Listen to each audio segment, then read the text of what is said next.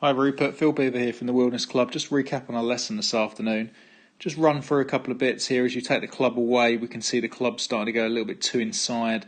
I know that's a trait that you don't like, and again that gets the club in a little bit of a upright position there. We can see the face or toe of the club is pointing up, so the face is already opened.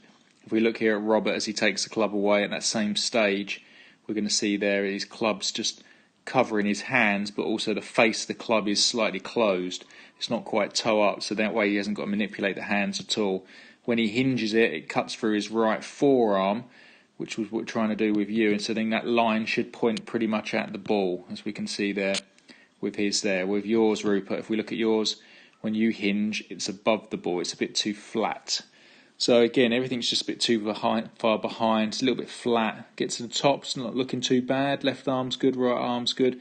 But because it was flat going back, as you drop down, this right elbow as well starts to get a little bit stuck into the body, which gets the club head a little bit delivered just slightly behind you at this stage now. We can see the club head's just tracking underneath that forearm, but it's really that elbow's causing you a bit of grief. So we're swinging too much in the inside, and that way you've got to save it with your hands.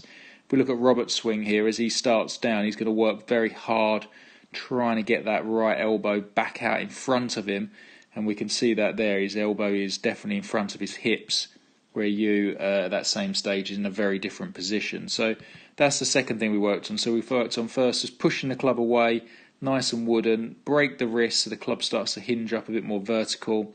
From the top, we're going to work on just trying to get the feeling that right arm pulls in front of the chest, keeping the lag. So in this sort of position you are now, where Robert is here, left arm is parallel to your feet line, and so should the shaft, okay, being that thing. But right arm's in front, and then from there all we've got to actually do is just rotate through and turn.